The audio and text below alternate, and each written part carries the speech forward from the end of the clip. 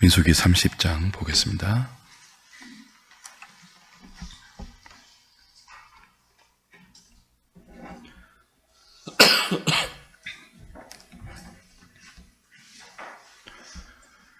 구약성경 247페이지입니다. 30장 1절부터 16절까지 제가 한 절, 여러분이 한 절 교독합니다. 모세가 이스라엘 자손 지파의 수령들에게 말하여 이르되 여호와의 명령이 이러하니라.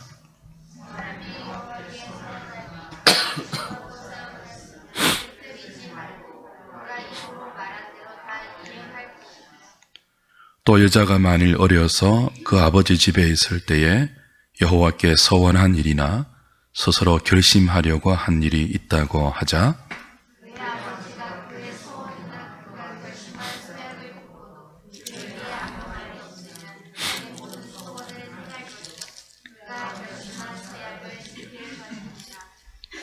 그러나 그의 아버지가 그것을 듣는 날에 허락하지 아니하면 그의 서원과 결심한 서약을 이루지 못할 것이니 그의 아버지가 허락하지 아니하였은즉 여호와께서 사하시리라.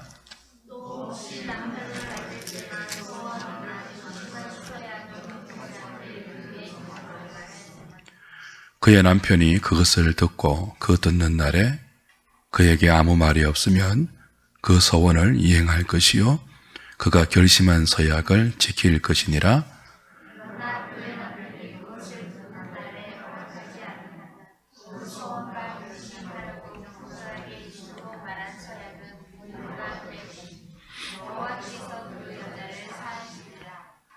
과부나 이혼당한 여자의 서원이나 그가 결심한 모든 서약은 지킬 것이니라.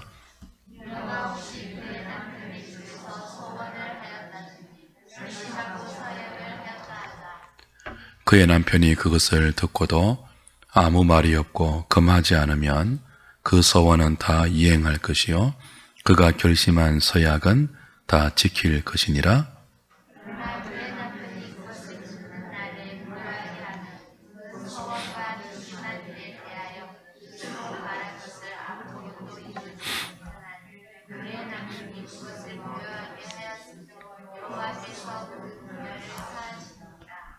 모든 서원과 마음을 자제하기로 한 모든 서약은 그의 남편이 그것을 지키게도 할 수 있고 무효하게도 할 수 있으니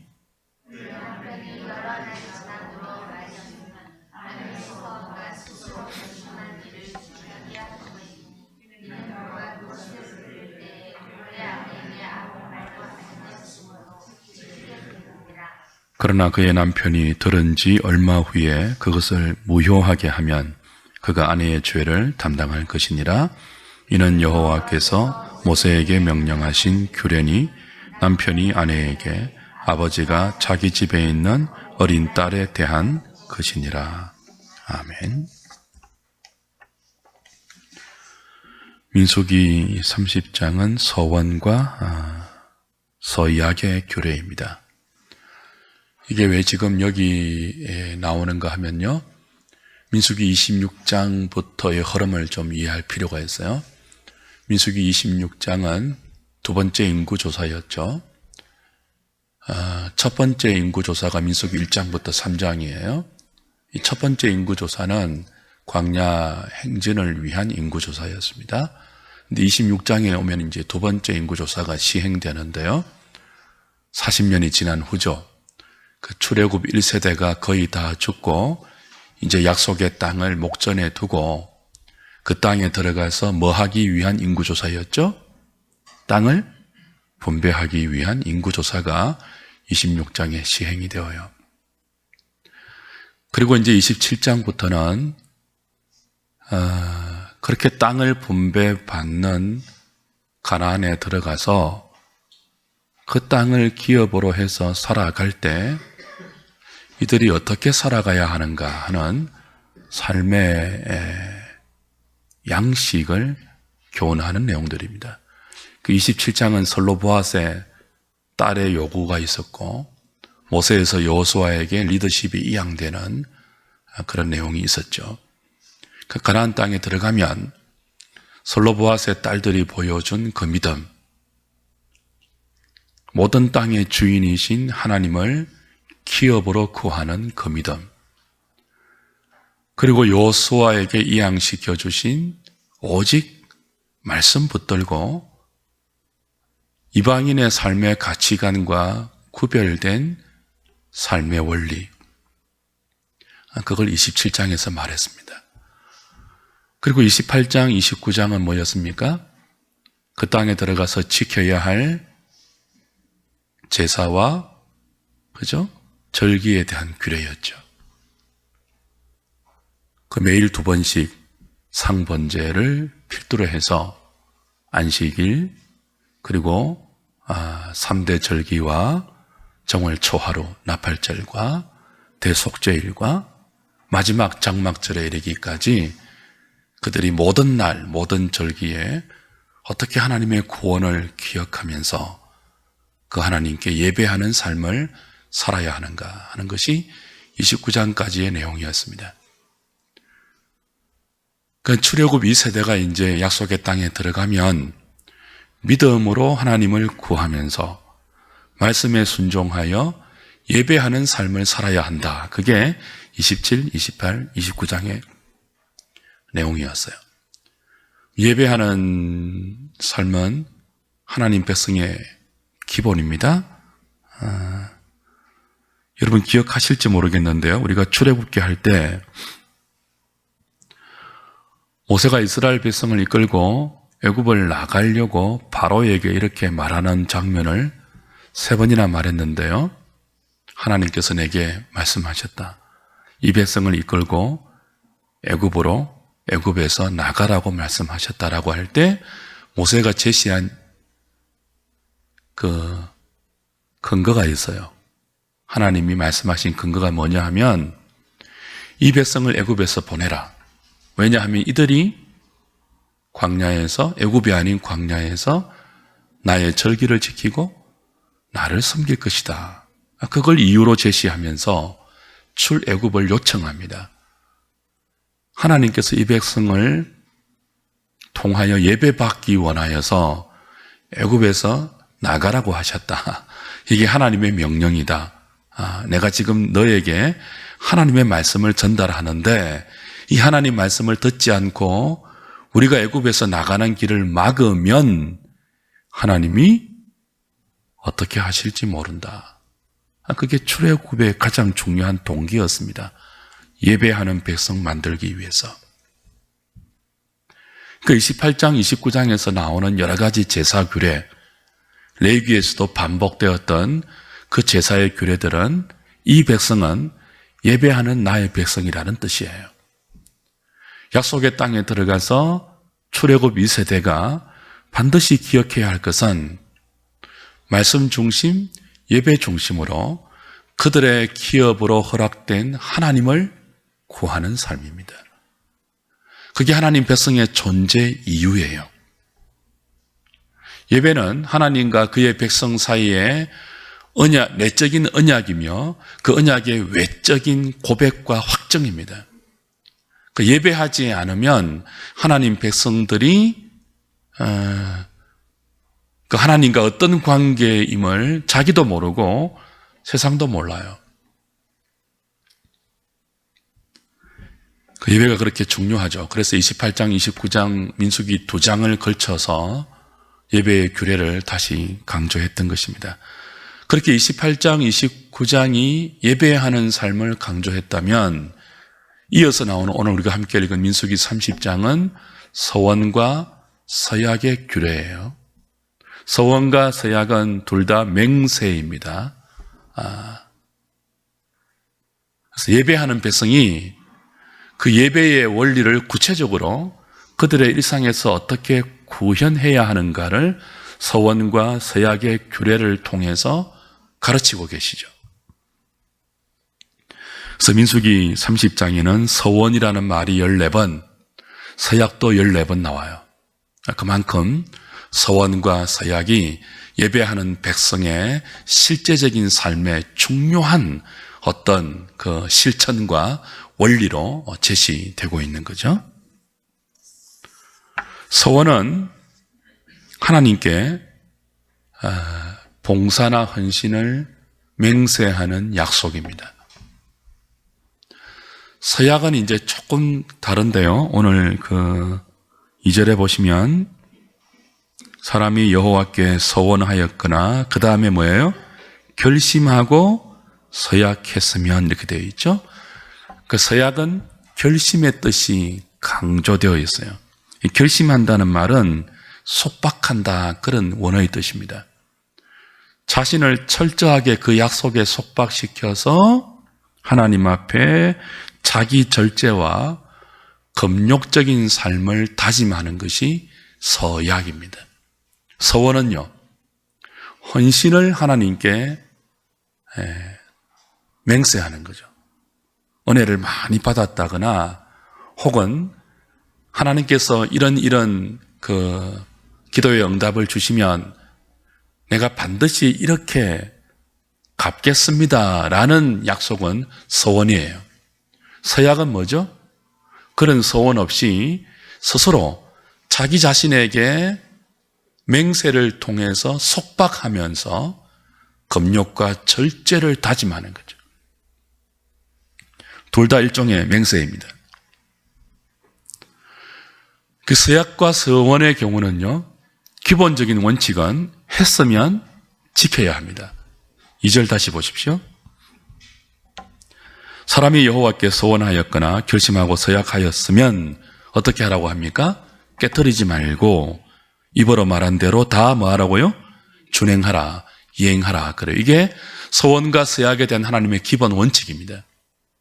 네가 입으로 맹세했다면 하나님의 이름으로 했든지 네 마음에 네가 스스로 속박을 걸어서 절제를 다짐했든지 했으면 깨트리지 말고 지키라는 거예요. 여러분, 레위기 강해할 때도 레위기의 마지막이 소원에 관한 것이었습니다. 기억나실지 모르겠습니다. 레위기 27장 본문이 전부 소원에 관한 것이에요. 그 레위기 27장에서도 우리가 확인한 게 뭡니까? 서원했으면 반드시 지키라는 거예요. 그 기본적인 원칙입니다. 레위기와 민수기만이 아니고 구약 성경 전체에서 이 서원에 관한 기본적인 원칙이 자주 언급되는데요. 신명기 23장 21절, 22절, 23절에도 그래요. 만약 너희들이 입으로 하나님께 서원하고 말했다면 지체하지 말고 그대로 시행하라. 비록 실수로 서원했다 할지라도 하나님께서 서원한 책임을 네게 물으신다. 그렇게 말했습니다. 시편 15편 4절도 그의 마음에 서원한 것은 해로울지라도 변하지 않는다라고 서원에 관한 기본적인 원칙을 구약 성경이 제시하고 있습니다. 전도서 5장 4절도 하나님께 서원한 일이 있다면 빨리 시행하라, 그렇게 촉구해요.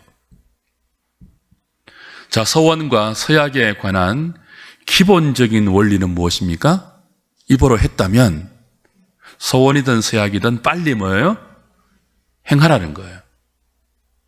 그런데 하나님은 서원과 서약을 하는 당사자인 우리의 미련함, 우리의 연약함, 그리고 우리의 어리석음을 아십니다.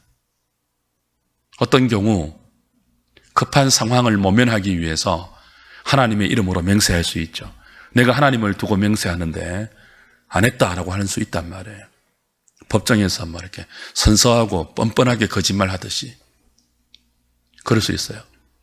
또 어떤 경우는 뭐죠? 지금 자기의 현실에 너무나 간절한 소원이 있을 때 자기 힘과 자기 재주로는 그 소원을 이룰 능력이 없고 하나님의 전능을 구해서 그 간절한 소원을 이루기 위해서 소원을 전제로 하나님께 기도할 때 있죠. 이것만 들어주시면 뭐예요? 내 아들 바치겠습니다. 뭐 이런 식으로. 저 하나밖에 없는 저거 목사 만들겠습니다. 이런 식으로. 아니면 뭐 이것만 들어주시면 집을 바치겠습니다. 뭐 토지를 바치겠습니다.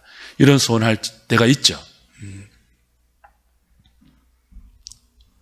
근데 하나님은 그런 우리의 소원이나 서약의 어리석음을 아십니다. 우리가 얼마나 다르고 다른 족속인지를 아세요. 화장실 들어갈 때 마음과 나올 때 마음이 다른 줄을 아세요.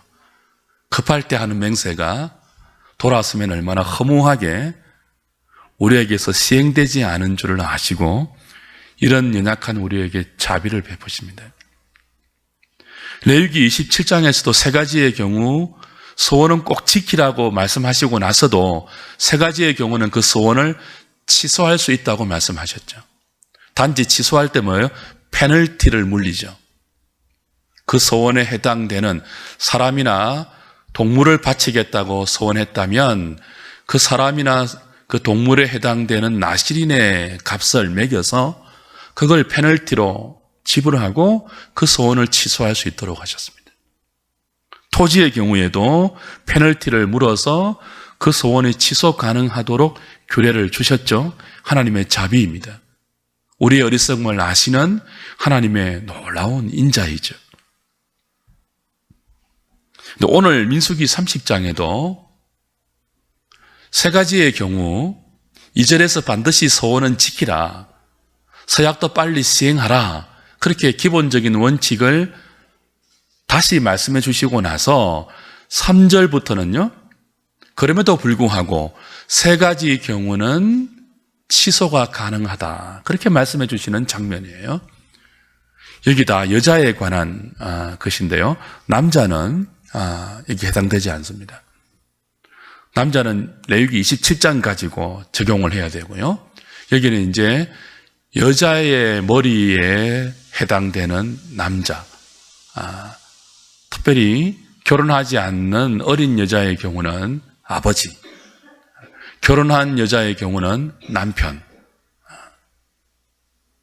그 여자의 그 권위에 해당되는, 구약의 질서상 권위에 해당되는 아버지와 남편에게 허락받지 않고 상의하지 않고 여자 혼자 소원이나 서약을 했을 경우 나중에 아버지가 동의하지 않으면 혹은 남편이 허락하지 않으면 그런 서원과 그런 서약은 뭐 할 수 있다고 하죠?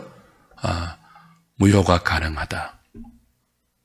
그걸 아버지가 듣고 남편이 들었는데 아무 말도 여러 날 동안 아무 말도 하지 않으면 그건 뭐예요? 암묵적인 동의예요. 그래서 그대로 지켜야 합니다. 근데 아버지가 no, 이거 너 하면 안 돼. 남편이 no, 당신 그런 소원 하는 건 내가 반대요. 그러면 뭐예요? 하나님도 남편의 권위를 인정해서 남편의 결정을 존중하십니다. 그래서 여자의 소원을 취소가 가능하도록 하나님께서 자비를 베푸세요.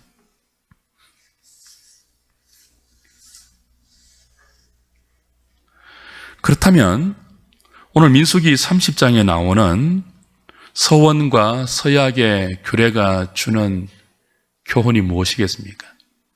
이 서원의 의미가 무엇이겠습니까? 서약의 의미가 무엇이겠습니까?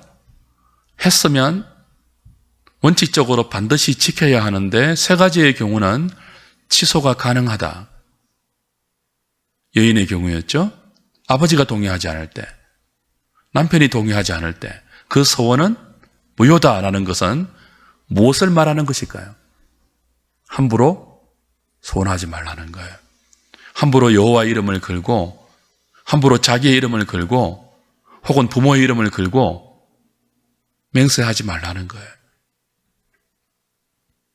경솔하게 소원이나 맹세하지 말라는 거죠. 맹세했다면 반드시 지키되 경솔한 맹세는 하나님께서도 인정하지 않는다는 거예요. 자, 28장, 29장에서 하나님을 예배하라고 가르쳤죠. 약속의 땅에 들어가면 그 예배성은 일상에서 아침과 저녁으로 하나님을 예배하고 언제 어디서든지 하나님을 예배하는 삶을 살아야 한다고, 공적 모임을 통해서 삶의 예배를 통해서 하나님을 경외하고 하나님을 예배하는 가치관과 삶을 구현해야 한다고 가르쳤습니다. 30장에는 서원과 서약의 규례예요. 어떻게 연결될까요? 자, 하나님 백성이 예배하는 대상인 삼위 하나님은 신실한 분이에요. 약속을 했으면 반드시 지키는 신실한 하나님이에요. 그 신실한 하나님을 예배하고 그 신실한 하나님의 은혜를 입고 살아가는 하나님 백성이라면 그들이 믿는 신실한 하나님처럼 그들도 어떻게 살라는 거예요? 신실하라는 거예요. 말이든 약속이든 뱉었으면 지키고 약속을 했으면 시행하라는 거예요. 지키지 못할 약속, 그대로 살지 못할 말 경솔하게 함부로 내뱉지 말고 하나님의 권위 아래에서 예배하듯이 말하라는 거예요. 예배하듯이 다른 사람과 관계 속에서 약속을 돌아보라는 거예요. 그때 급한 상황 모면하려고 거짓말하거나 함부로 말을 내걸거나 약속을 하거나 맹세하지 말라는 뜻이죠.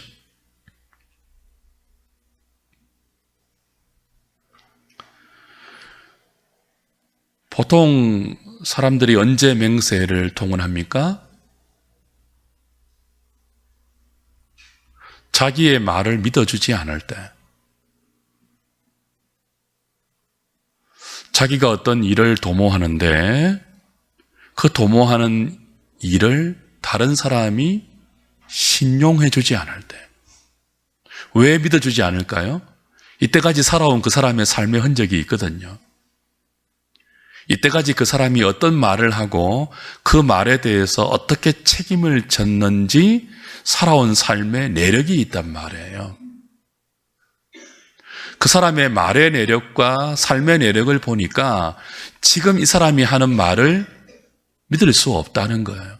그래서 동의하지 않을 때 이 사람이 내가 이렇게 내 말에 대한 신의를 얻지 못할 정도로 참 잘못 살아왔구나 하는 것들을 깨닫고 자신이 하고자 하는 일에 다른 사람의 동의를 얻지 못하는 그 부분을 포기하면 그건 괜찮은 거죠. 그런데 보통 맹세나 보증과 담보를 세울 때는요, 자기 능력으로 하지 못할 일에 다른 사람의 도움을 필요 올 때 맹세를 하거든요. 담보를 보증으로 세우거든요. 왜 담보를 우리가 보증으로 제시합니까? 지금 내 능력이 그게 안 되는데 능력 밖의 일을 행하려고 할 때 그 책임을 나에게 묻지 않고 나의 능력과 나의 권위보다 더 큰 그 무엇에 보증을 하는 거예요. 근데 하나님의 사람들은요, 하나님을 예배하는 사람들은요, 그렇게 살지 말라는 거예요. 자기 능력 안에서, 하나님이 주시는 능력 안에서 욕심 부리지 말고 살아라는 뜻이에요. 능력이 안 되면 하지 말라는 거예요. 맹세까지 하면서 일을 버리지 말라는 거예요. 하나님 앞에서도 그렇고 사람 앞에서도 그렇고. 자신의 신용을 다른 사람이 믿어주지 않는데, 그래서 그 일을 동의해주지 않은데, 도와주지 않은데, 그리고 자기가 지금까지 살아온 신용으로 이 일을 감당하지 못하는데 왜 맹세까지 하면서 자기가 아닌 다른 사람의 권위나 재산이나 이름을 빌어와서 자기 힘으로 하지 못하는 그 일을 욕망으로 시행하려고 합니까? 하나님을 예배하는 백성이라면 그런 식의 삶의 방식은 옳지 않다는 거예요. 경솔하다는 거예요. 헛된 맹세와 같다는 거예요. 아버지의 동의, 남편의 동의, 구하지 않고 경솔하게 한 서원, 경솔하게 한 서약 다 거기에 해당된다는 거죠. 네 능력 바뀌다는 거예요. 아버지가 볼 때 너보다 더 큰 권위자인, 너의 삶을 보호하고 너의 삶을 책임지는 너의 권위자인 아버지가 볼 때, 혹은 결혼해서 남편이 있는 그런 경우 남편이 볼 때, 이건 당신의 능력 밖이야, 이건 너의 힘으로 할 수 없는 약속이야 라고 아버지나 남편이 판단하면 그건 무효라는 거예요.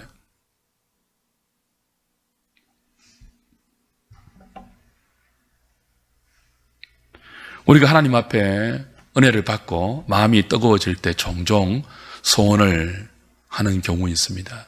마음이 너무 뜨거우니까 모두 다 할 것 같죠. 은혜를 받으면 쉽게 소원할 수 있어요. 뭘 생각하지 않는 거죠?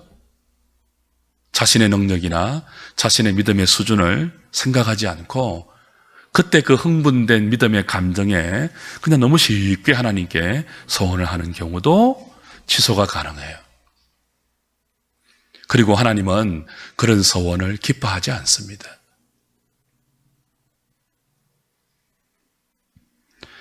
누가 함부로 맹세하지 않을까요? 누가 함부로 소원하지 않을까요? 자기 자신의 실력을 아는 사람이에요. 자기의 수준을 알고 있는 사람이에요. 겸손한 사람은 함부로 소원하지 않고 함부로 서약하지 않습니다. 무엇이든지 욕심 부리지 않고 하나님께 능력 주시는 그 한계 안에서 일용할 양식으로 만족하며 감사하며 살아가는 사람들이 하나님을 예배하는 주의 백성들이에요.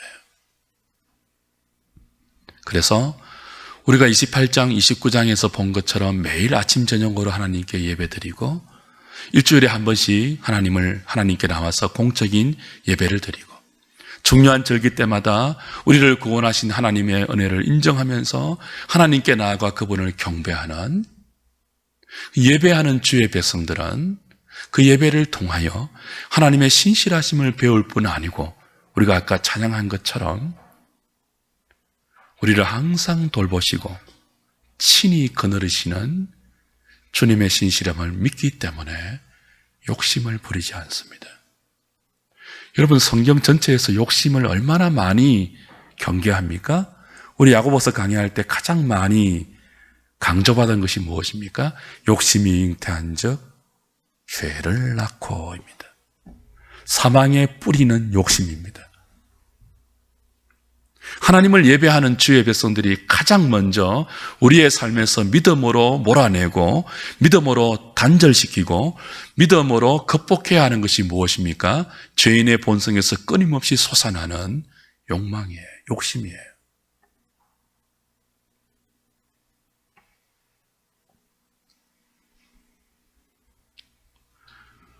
욕심이 아니고 순수한 마음으로 하나님의 이름으로 소원했다면, 서약했다면 반드시 지켜야죠. 욕심이 아니니까. 자기의 한계 안에서 할 수 있는 것이니까. 그건 미루면 안 돼요. 미뤄질수록 뭐예요? 자꾸 후회가 되니까. 할 수 있는 소원, 지킬 수 있는 약속은 뭐예요? 반드시 지켜서 하나님을 예배하는 주의 백성이 얼마나 그 말에, 그 약속에 신실한지를 나타내 보여야 합니다. 사랑하는 여러분, 주의 백성들은 신실한 사람들이 되어야 합니다. 그래서 아예 맹세가 필요 없는 삶을 주님은 우리에게 요구하세요. 마태복음 5장 찾고 말씀 오늘 마무리하죠. 마태복음 5장입니다.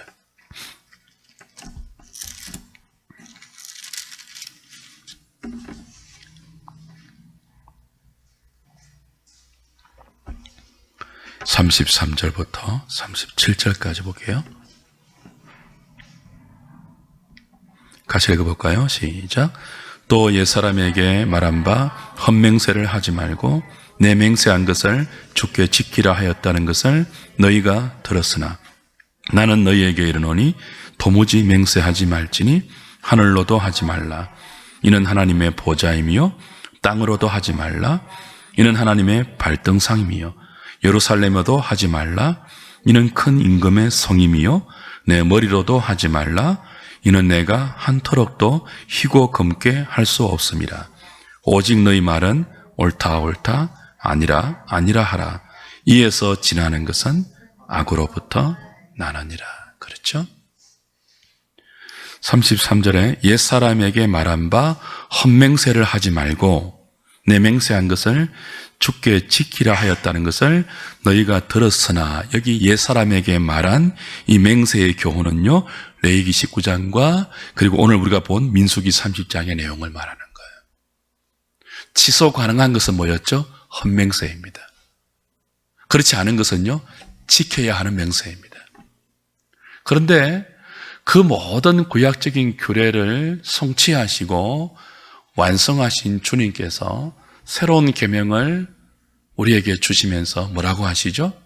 나는 너희에게 도무지 맹세하지 말라고 한다는 거예요. 무슨 말입니까? 아예 맹세가 필요 없는 신실한 삶을 살라는 거죠. 하늘로도 맹세하지 말고 땅으로도 하지 말고 예루살렘으로도 하지 말고 네 머리로도 하지 말라. 오직 우리가 해야 하는 것은 뭐죠? 네 한계를 생각하고 옳은 것은 옳다 하고 아닌 것은 아니요 하라는 것입니다. 할 수 있는 것은 할 수 있다 하고 할 수 없는 것은 없다고 하라는 것입니다. 이에서 지나는 것은 뭐라고요? 모두 악이래요.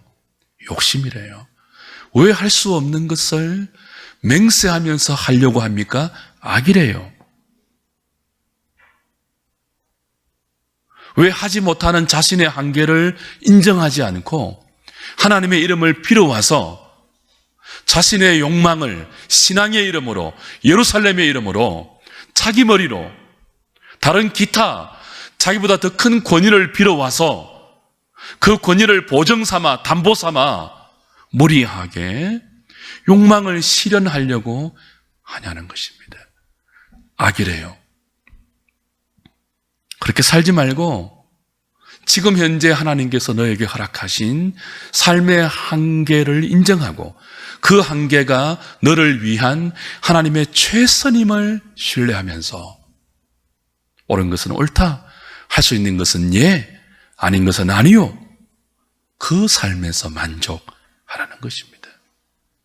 그것이 신실한 하나님을 예배하는 신실한 하나님의 백성들이 기억해야 할 구체적인 일상의 중요한 삶의 원칙입니다. 여러분, 저와 여러분들이 오늘 이 말씀을 들으면서 좀 이렇게 기도하면 좋겠어요. 그리스도인은 될 수 있으면 말을 많이 하는 것은 안 좋은 것 같아요. 말을 줄이십시오. 말이 많으면 실수가 많아요. 우리 야고보서 강의할 때도 그랬죠. 말을 적게 하는 것이 뭐예요? 지혜입니다. 말을 많이 하는 것보다 말을 많이 듣는 것이 지혜이죠. 그게 사실은 믿음에서 굉장히 중요한 원리예요. 민수기 28장, 29장 예배를 강조받았잖아요.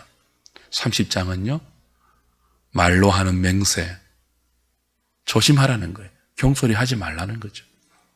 에베소서 4장 이하에 구원받은 주의 백성들의 실제적인 교회 생활, 실제적인 삶의 교훈에서 가장 많이 나오는 분량이 뭐죠? 말에 관한 것입니다.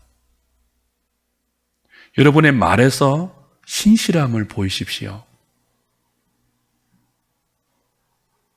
오늘 이 말씀 붙들고 기도하실 때 하나님, 우리의 신실함이 말을 통하여, 약속을 통하여 또 우리의 일상 속에서 잘 드러날 수 있도록 은혜를 주십시오.